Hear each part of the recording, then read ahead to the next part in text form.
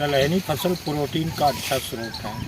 तो किसान भाइयों, दलहनी फसल की आवश्यकता जो है और इनकी उपलब्धता में जो कमी आ रही है, इससे बाज़ार भाव अच्छा रहता है। तो किसान भाई दलहनी फसलें उगा के और कम समय में कम लागत पानी में इससे अच्छा उत्पादन ले सकते हैं।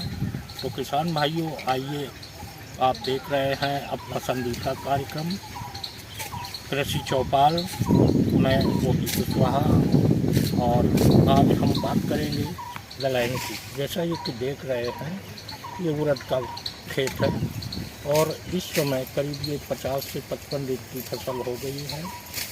तो इस समय आप इसकी जो फल फूल है उसको कैसे इसमें अच्छी पैदावार लें, उसके लिए कैसे प्रबंधन करें, तथा इस समय जायद में जो है मई का महीना है, इस समय हीट वेव की संभावना बहुत तेज़ हो जाती है, जिससे फल का झड़ना शुरू हो जाता है और उत्पादन बहुत कम होता है।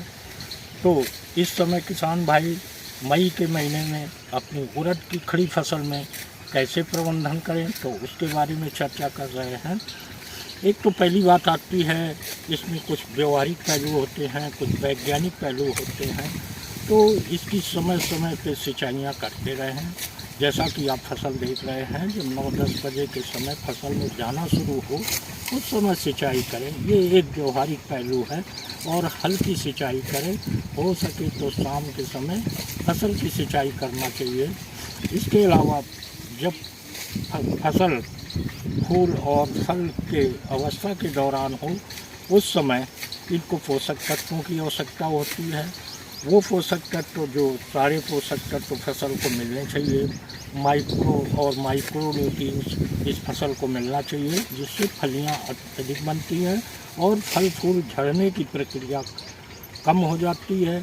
इसके अलावा फल फूल की सेटिंग अच्छी होती है।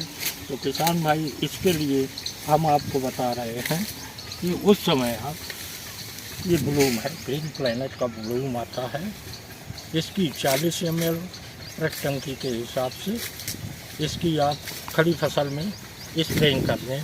अब बात आती है कि जब आप खड़ी फसल में इसकी स्प्रेइंग कर रहे होंगे, उस समय हीट वेव की संभावना भी होगी। उस समय आप इसका जो है 50 ml प्रति टंकी के हिसाब से, ये जो आप देख रहे हैं स्टेस आउट, ये तमाम तरह की जो दैहिक उतार चढ़ाव होते हैं फसलों में, दैहिक समस्याएं आती हैं, जैसे हीट वेव हुआ और फल फूल ज़्यादा हीट में झड़ना शुरू हो जाते हैं। तो जब इसका मिश्रण करके आप फसल में स्प्रेइंग करेंगे, तो आपकी फसल में फल फूल की सेटिंग अच्छी होगी।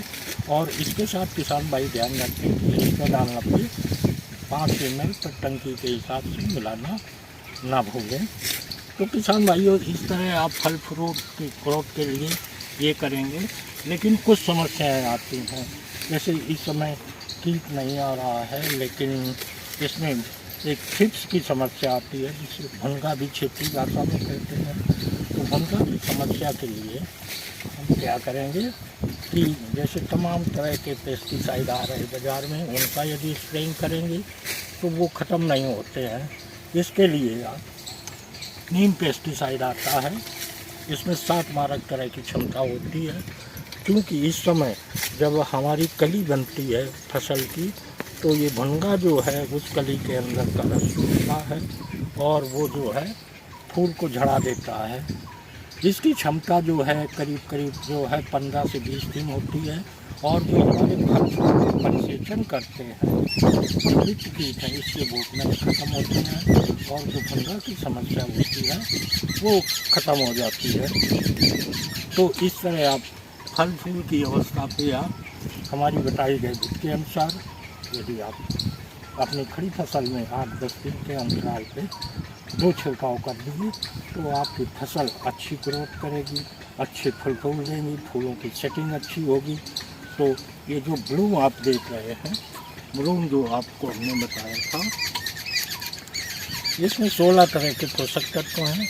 और क्योंकि तमाम किसान भाई ये कहते हैं कि फूल की अवस्था पे फूल हमारा झड़ना शुरू हो गया, तो ये बोरान की कमी होती है। कुछ लोग उसको बीमारी का रूप देते देते हैं, लेकिन हमारी ज़मीन में बोरान की कमी होती है, तो इस ब्लूम में बोरान, कैल्शियम और पोटेशियम की मात्रा अधिक होती है, जिससे फल फूल की सेटिंग अच्छी होती है और फल फूल अच्छा बनता है और दाने भरे होते हैं और वज़न अच्छा आता है। तो इस तरह आप इसकी सामयिक 2 स्प्रेइंग कर देंगे तो आपकी फसल अच्छी उत्पादन देगी, अच्छी पैदावार देगी।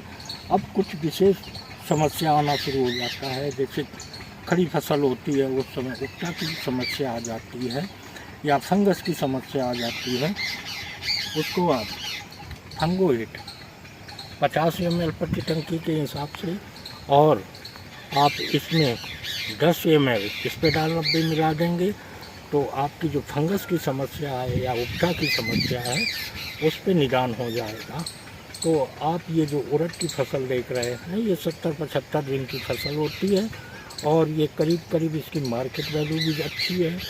तो इससे आप जो है कम समय में, कम लागत में आप अच्छा पैदावार लेके अच्छा मुनाफा कमा सकते हैं। दूसरी बात ये है कि आपका तो कम समय में अच्छी उत्पादन देगी फसल और अच्छे भाव मिलेंगे। इसके अलावा आपकी जो ज़मीन है उसकी उपजाऊ क्षमता बढ़ जाएगी। और कुछ किसान भाई क्या करते हैं, जब दलहन की फसल की मड़ाई करते हैं उस समय जो इसमें भूसा होता है उसको जला देते हैं। तो किसान भाई ये ध्यान रखें कि इसकी भूसा को जलाएं नहीं और इसको जो है आप अपने खेत में फैला के और जुताई कर लें, जिससे फसल आपके खेत को जो है ऑर्गेनिक मैटर मिलेगा, जिससे आपकी अगली फसल की उत्पादकता बढ़ेगी।